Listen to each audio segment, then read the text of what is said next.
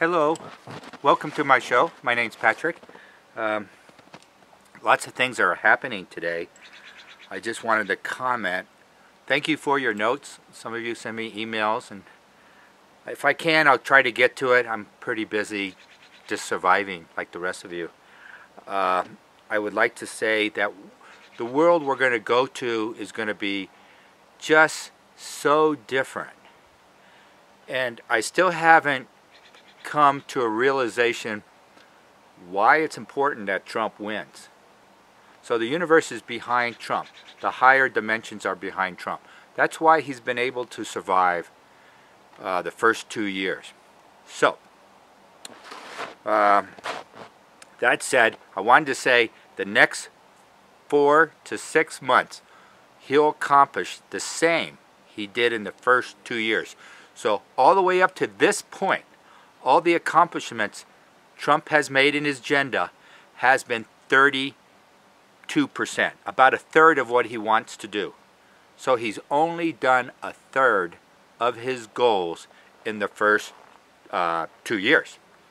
In the next 4 or 6 months, roughly, it's going to be pretty astounding. He's going to accomplish another 32%, another third. We'll be up to about 65% of his agenda accomplished early summer. All right? Nancy Pelosi, I don't have her lasting as speaker, sometime in August, maybe between July 4th and, Labor Day. She's not going to be speaker. She'll still be in the House, something like that. And the Cortez woman, should I do this? I don't know if I should do this question or not. Let's just take a look at it. Is she a man? What's the probability she was born a man? It's about 90% chance. She looks like a man. I don't know. So she's one of these. Now you notice how she, from day one, when she won a primary, she's been on TV. She's been on CNN, Drudge, MSNBC, every single day. She's being supported and sponsored and pushed by people. But for some reason, I don't think she'll finish her term. I haven't really explored it that much. I think she'll resign a year and a half from now, you know what I mean? Something like that. And maybe she wants to go make some money like Palin did. Palin went off and made some money. She quit as governor and just made millions. Because a lot of people, they have fame just for a little short time. And, Cortez, she's not going to be president, just like Palin. They'll never be president. But you can write books and go do tours, and you can expound, You can always make, $20,000 a speech. That's pretty nice for someone who is just a bartender. I think there's a lot more to her story, and that could push her out of the limelight earlier.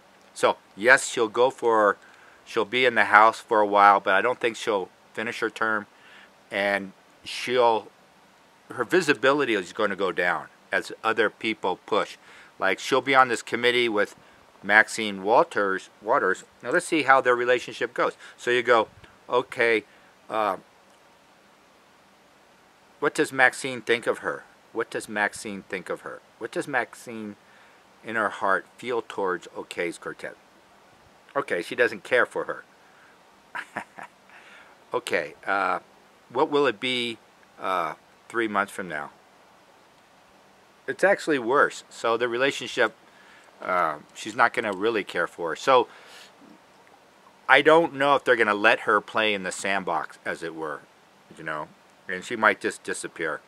We'll see. And what else is going on? I think the shutdown will last. I did it 5 days ago. I said 2 weeks, so maybe 10 days, something like that.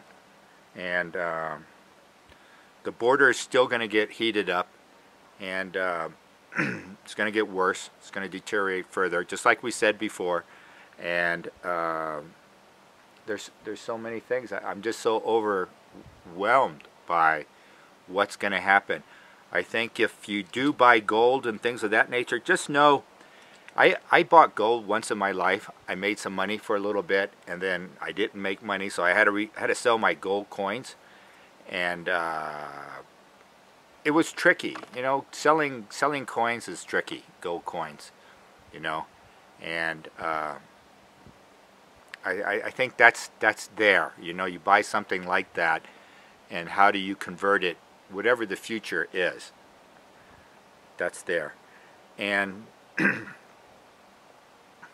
I think Trump is determined to leave Syria. He's going to do it. I think the soldiers that were killed in Syria were done by American allies. You won't hear that anywhere else. They want to prevent the withdrawal of American troops. Was that true, what I just said about the who killed the American soldiers? Was it American allies? Yes. How much is that is true? 90%, 90, 100%. I'm not going to pursue that much more. That's the espionage. That's like the guy from Saudi Arabia that was killed in the Saudi consulate. Remember, he was Khashoggi. He was killed, and we only know about 10% of that story. This summer we'll know up to 60%. I get he was like a spy of sorts. It's not what people think, and the truth will never really come out. All right. Right now we're not even close to the truth, but we'll know more. But we're still going to miss, you know, like 40%, 50% of the story, even when more information comes out. So it's really complex. We'll never know. He's not who he appears to be. All right. And what else we're going to do? I don't know how the races are going to get along.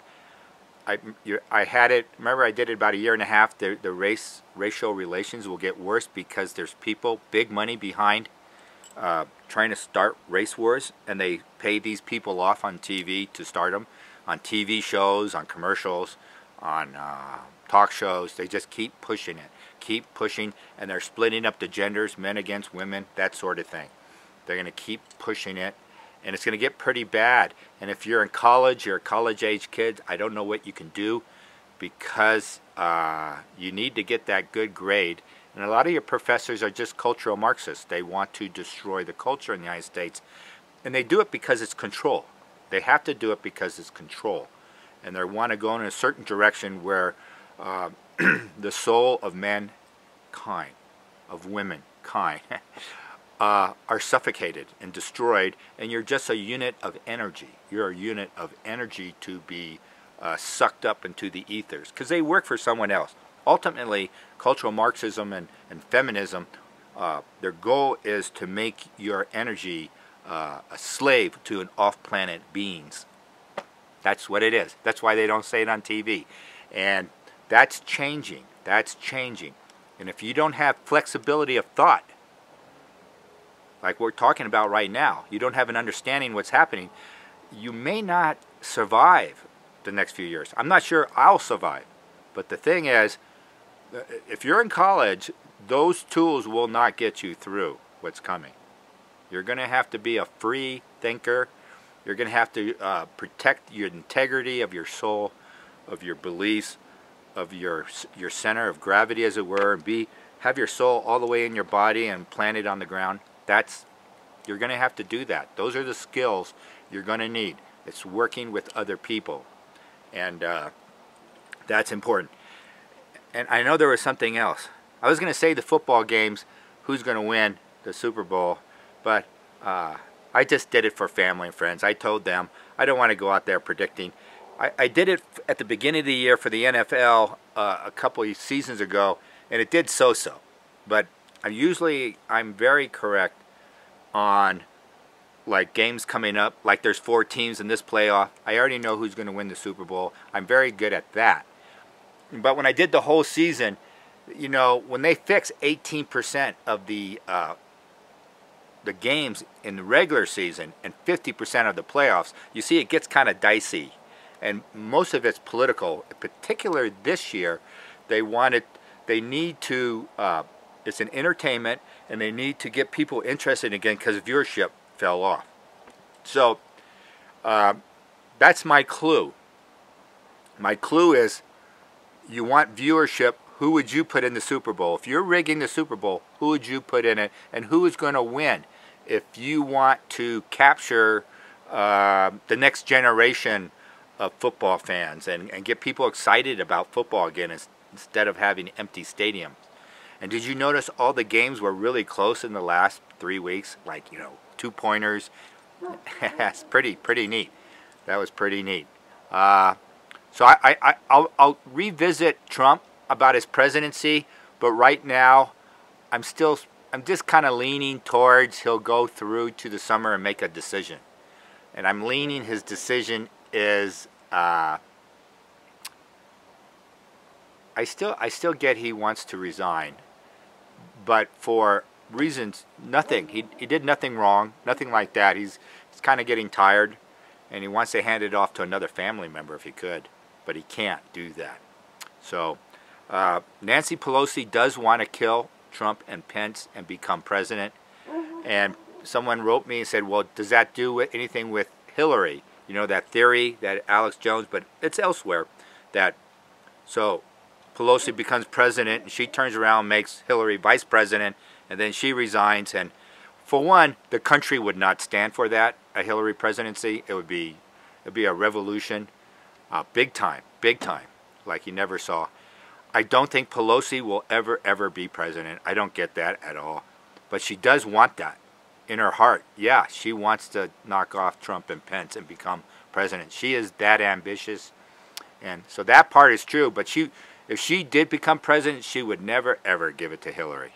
They're not, that's not going to happen. She's a very ambitious person herself, and she would keep it. But that will never happen. But it's true. She wants it to happen, and has planned it. There's some planning into that. Okay, thank you. I think that's all exciting. Don't worry about it. Don't forget. I know I've been a little lax on the Lord's Prayer. There are other prayers out there, but you can get the Lord's Prayer and make it on a little tiny card, a thin piece of paper, and put it in your wallet. That'll help reinforce your auric field. You just forget about it. It's sort of a passive thing. It's like what I said before, you put it on a coffee cup. You can put it in Latin or ancient Greek so people don't know what it is in the office, and you can drink out of it, and it'll reinforce you with Christ's energy and make it stronger. And you can do it with Buddha's energy too. You can put some of the really high prayers in Buddhism, put it on a coffee cup, put it in your wallet, and you can wear it on a card underneath a shirt. No one has to see it. And by the way, that's more powerful than a crucifix. That's interesting, isn't it? Last thing. Could you show me how much will it increase my protection if I put the Lord's Prayer on a card? It's like 100%. What if I put a crucifix and I wore a crucifix? Crucifix, it helps. It's like 60%. This is 100% plus. So let's say you put it on a plastic card and you wore it underneath like they do. You're going to a convention, but you just put it underneath your shirt. You don't have to let anybody see it. And you're wearing this Lord's Prayer. It could be in Latin, so if somebody does see it, they don't know what. It protects you big time. It's a shield. The demons cannot get through it so effectively. They'll try, but especially if you drink a lot and you do a lot of drugs, that could help too. Do you understand? And there's Buddhist prayer, the one on forgiveness. You can do that one, and it's very powerful as well.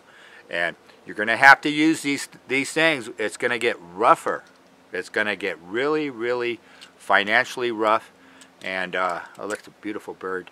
I saw 2 juvenile golden eagles yesterday coming back from another town, and they're just gorgeous. And they have these white spots when they're a juvenile, and they're just magnificent.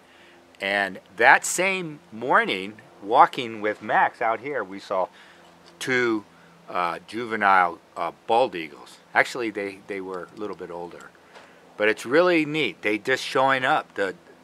The golden eagles for me is pretty trippy. I haven't seen them too often. So those are metaphors and signs, the universe talking to us, to me.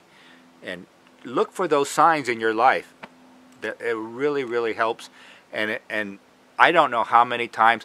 I remember one time, I'll tell you two owl story. Did I tell you this before? One time I was a salesman in a really rural place, and I had people interested in some land, and we drove out to the land, and a hawk flew across the windshield.